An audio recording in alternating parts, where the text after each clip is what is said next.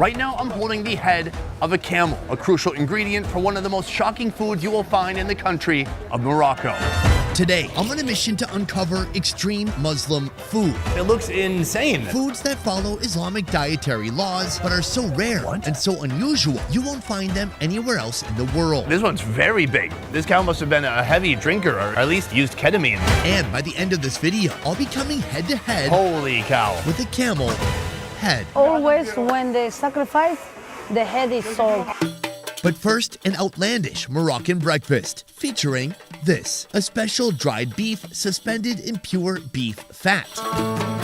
The recipe, which takes days to complete, comes from Fez, a 1,200-year-old city and the cultural capital of Morocco. All right, folks, right here we have a whole truck full of these halved cows that are coming into this factory, and now they're a crucial part of today's very unique Moroccan breakfast. This is a 155-year-old family-run business, specializing in classic Moroccan artisanal treats and Khlé. This is an ancient, iconic food of Morocco, and it starts with thousands of pounds of beef here in this factory.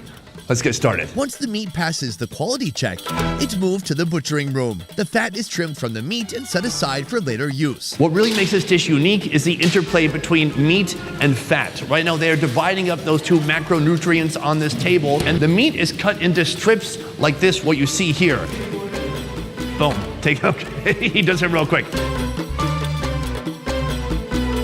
With our meat in hand, it's time for a little seasoning, a secret family blend that they will not tell me. What I can say is this recipe typically includes the use of cumin, coriander seeds, paprika, garlic, salt, and pepper.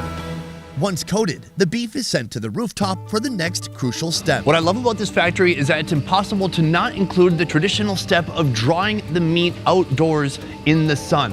Up here, there are over 1,000 pounds of beef that have been drying, and this is the final result. Let's see what happens when we take one off.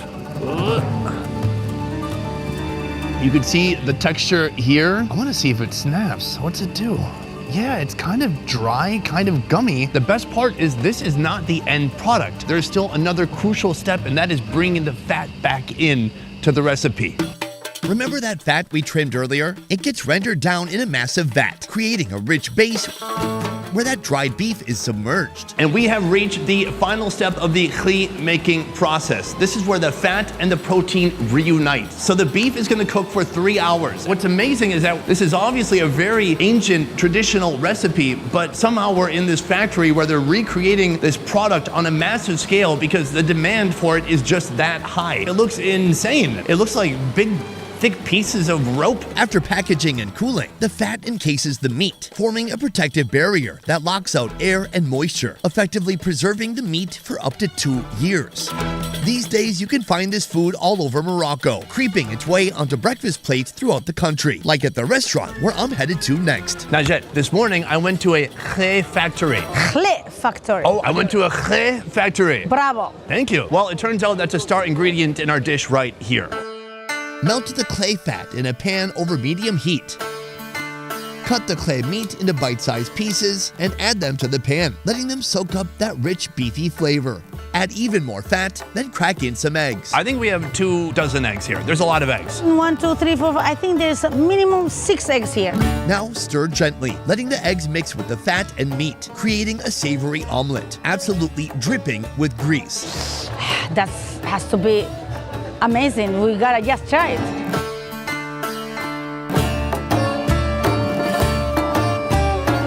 Transfer everything to a plate, don't forget the fat, and toss some of that classic local bread on the side. You take a piece of bread, it should be cut with hands. And then, look, this is a technique. Oh. And then you do like this. Your fingers don't even touch, you know? Well, it touched a little bit. My thumb is doing an alley-oop. I've got some oil, I've got the egg, I've got the meat. Is the meat gonna be tough? Last time I touched it, it was like a rope. Dining with me, celebrity chef Najat, who years ago hosted none other than Gordon Ramsay.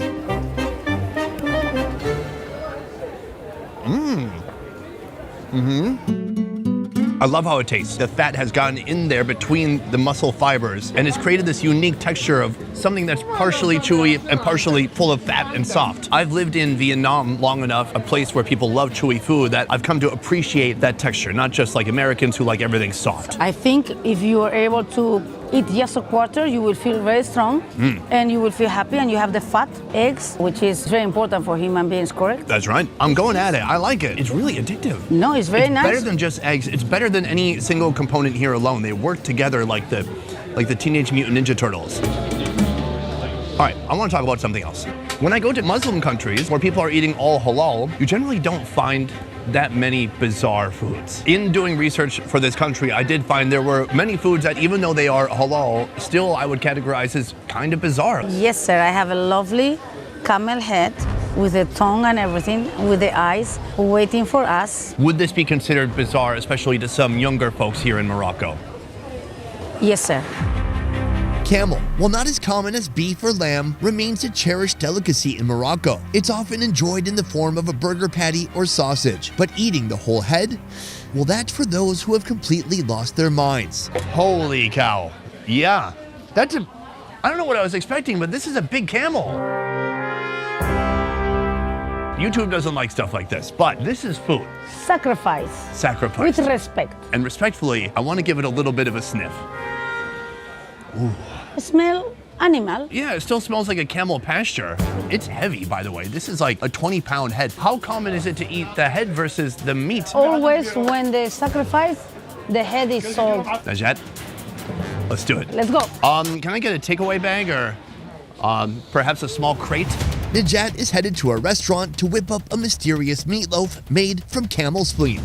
Meanwhile, I'm handling the camel head, starting its transformation into something resembling food by first singeing off its hair. All right, folks, we have our camel head right here, and we have come to a communal oven. Right down here is the oven, and the guy who's anxiously anticipating my camel head. Here's the problem. Everybody in the neighborhood here comes to get their bread baked, but going in that same oven is this right here. How is it gonna affect the taste of the bread? I'm not gonna stick around to find out.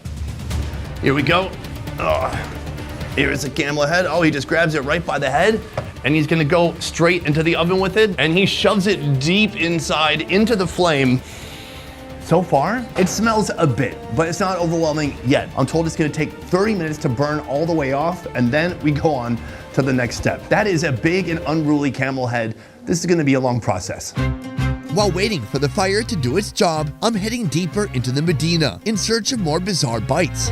This place is a maze of narrow streets packed with lively markets, historic architecture, and countless food offerings.